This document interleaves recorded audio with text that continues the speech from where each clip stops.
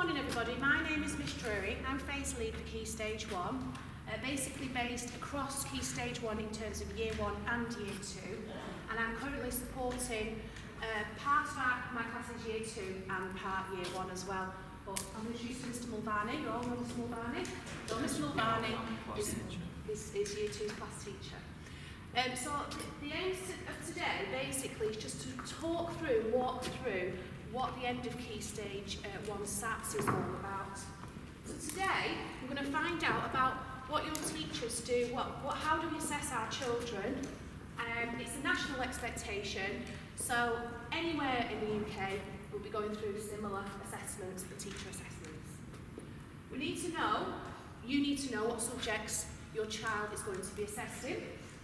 We need to understand what the SATs are and about the assessment process and the expectations that we have for our Year 2 children.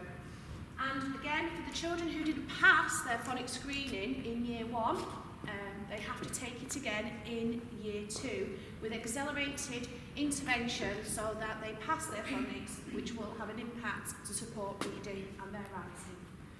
And again, we're going to offer some advice and any questions on how you can support your child at home. So, teacher assessment. So throughout the year, teachers will be assessing children, and it's part of daily practice anyway. We are all accountable for our children's progress.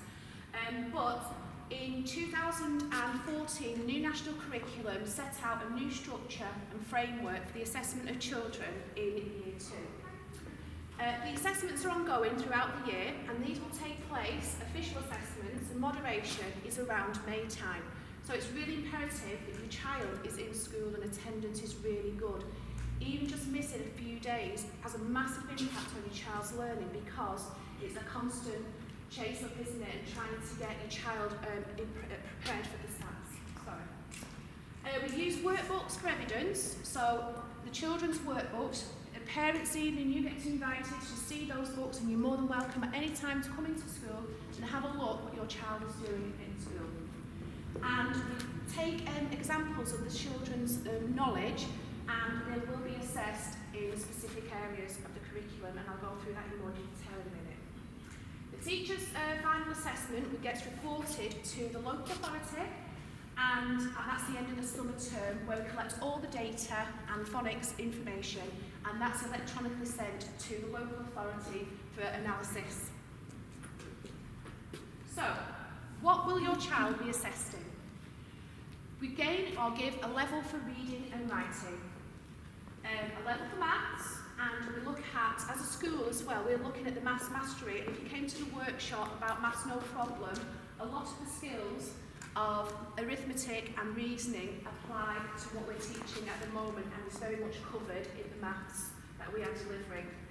And we gave an overall level for science, and there's just one aspect of science that gets reported, and it's working scientifically, which is all the children's questionings and investigations, and that's really an important part because we try and do a lot of cross-curricular links in the science. So writing up an investigation or writing up about a recount is really important as part of the assessment process, and the moderators, and we'll talk about that in a minute, will want to see a range of evidence, not just creative writing as such. There is an optional punctuation, grammar and spelling assessment. Now, as a school, we decided that every Friday we have a grammar hammer session where we look and support children's grammar in terms of past and present tense, uses of suffixes, which our words change, a lot of emphasis on spelling, a lot of emphasis on the punctuation that we should be using, but we're trying to integrate that as part of our daily teaching so it's not alien to the children. And it is optional, but this year, to support our moderation process and support our teacher judgments, we will be taking that assessment as well, so that we've got a good idea of how children are applying their grammar and punctuation, which is a really important lifelong skill. So, assessment judgments. There are 3 areas of assessment judgments, and it's in line with national expectations. And I'm going to give you at the end a link from the DFE where you can access a lot of the information and details that we're talking to you about today. So children are not assessed, they've got, I don't know if you remember sort of schooling, you used to be a level 1, level 2, level 3, level 1A, 2Cs and everything, all that's gone now. There's a document that's come out that's about assessing without levels. So basically it's more developmental, isn't it now? So children working towards the national expectations and not quite at national expectation. We have children who are at expectations, which 70% of our children, that is our target, to meet those national expectations, which is a very, what would you say, not a challenging one, but ambitious one, because some of the content that we're teaching is quite difficult, isn't it? There has been a massive push in terms of up-levelling those skills and working at greater depth, which is our mastery. So I'm going to talk about that again in some more details. So, in reading, what we're going to do, I'm not going to go through all what the children need to do. We're going to show you a video. So this is what a child at expected level is expected to read, and it's about fluency and a comprehension, reading with understanding. So when your child gets a reading book at home, it's not just about looking at the pictures is really important, but it's that underlying meaning. Okay, so fingers crossed, the video is going to work. Video. I think it's important to just have a little bit of a read as well of what is expected. So they're expected to read accurately and also fluently, using their phonics, using their sounding and blending. And the target they've given is sort of 90 words per minute. Squash and a squeeze. This is an example. Squash and a squeeze. A little old lady lived all by herself, with a table and chairs and a jug on the shelf. A white old man played her grumble on the grass. There's not enough room in my house. Wise old man, won't you help me, please? My house is a squash and a squeeze. Taking your hand, said the wise old man. Taking my hand, what a curious plan. Well, the hen laid an egg on the fireside frog and flapped round the room, knocking over the jug. The little old lady cried, what shall I do? It was pokey for one, and it's tiny for two. My nose has a tickle, there's no room to sneeze. My house is a squash and a squeeze. And she said, wise old man, won't you help me, please? My house is a squash and a squeeze. Taking your goat, said the wise old man. Taking my goat, what a curious plan. Well, the goat chewed the curtains and trod on it out. Then sat down to nibble the table leg. The little old lady cried, glory be, it was tiny for two, and it's tipped you for free. The hen pets the goat, and the goat's got fleas. My house is a squash and a squeeze. Wise old, and she said, wise old man, won't you help me, please? My house is a squash and a squeeze. Just stop it there for 1 minute. I think it's really important to notice that although they're reading every word correctly, it's also the expression that they're using and the intonation as well. It's also very important to use the punctuation, so they obviously clearly notice when it is someone speaking and they're using that and they're putting on a different voice for the characters. It's brilliant obviously that a child can read the book, but without those things that they won't be able to hit that expected standard. We'll just carry on reading there for the last few minutes. Taking your pig, said the wise old man. Take my pig, what a curious plan. So she took in the pig, he kept chasing the hen, and raising the laughter again. And what we found as well is, really just to reiterate with what Mr. Mulvany is saying, some children read so fast they can't, they don't take a stop for breath, and it's about pausing, like you say, at the right places and using that voice. in terms of expression as well. So that's where your child should be at the end of year 2. So in terms of supporting reading in school, a lot of our reading is done through guided reading sessions. We have some wonderful extra teachers that come in the afternoon and support reading. We do a lot of one-to-one reading over Mr. Mulvaney.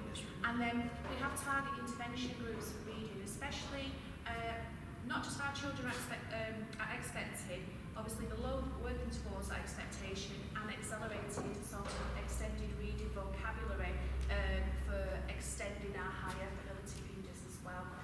As I say, it's not just about being able to read, it's about to read with understanding as well.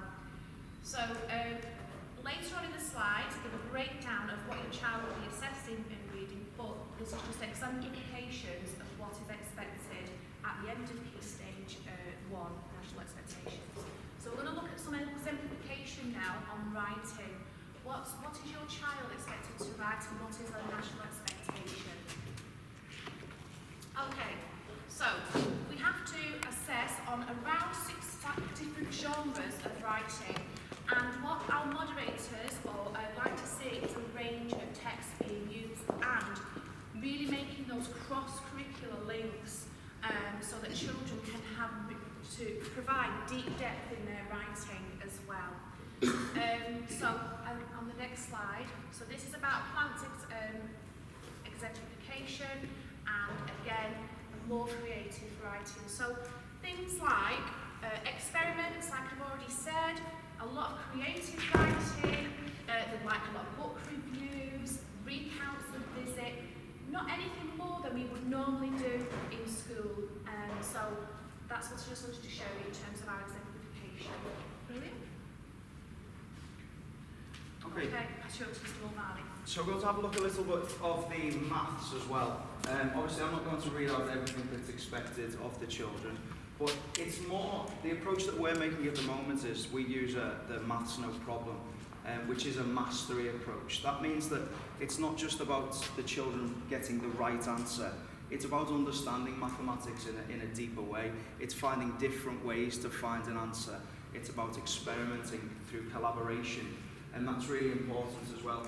Obviously they still need to know their basic operations in terms of addition, subtraction, division and multiplication, and we do a lot of work on that as well. Obviously it's really helpful if you bring maths into the everyday environment. You know, maths is all around us in terms of when you go to the shops, get the children to actually be able to handle some money. You know, what would be the cost of these 2 items, and things how you can help at home in terms of telling the time.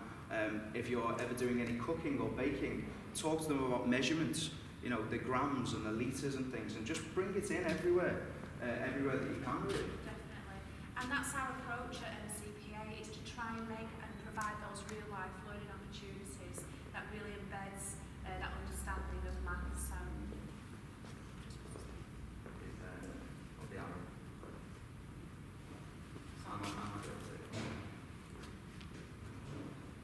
Okay, so this is just an example as well.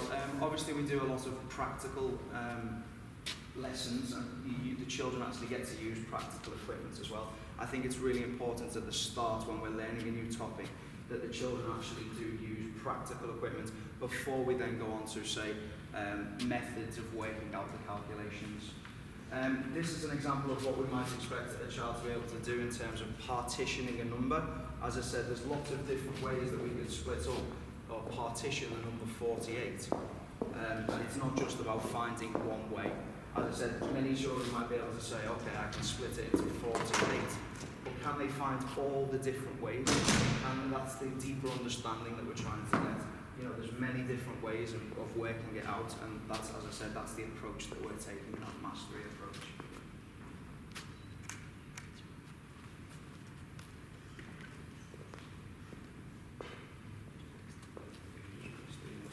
Oh, there we go. That's okay. Again, this is another example of what we used in the classroom. We pretended we had a shop and the children could come in and actually pick up the items in the shop. They had a little bag of money each and they could actually spend that money, and we'd say, okay, what would you like to buy? An apple and a pear? Okay, well, you have to find the answer. You have to find the answer. You have to give me the correct change. So it's quite complex. Obviously, they have to do an addition question first of all, and then they have to actually recognise the money. And then we might say, okay, well, how much change are you going to get? So flip it on its head. It's not just about a simple addition question. There's so many ways that we can try and develop that deeper understanding. We actually did last week where Ms. Drury was talking about the cross-curricular. We did a whole topic in English about designing healthy menus. And the children did fantastically. They had to do a presentation in front of everybody, and they had to say why we should choose their healthy menu.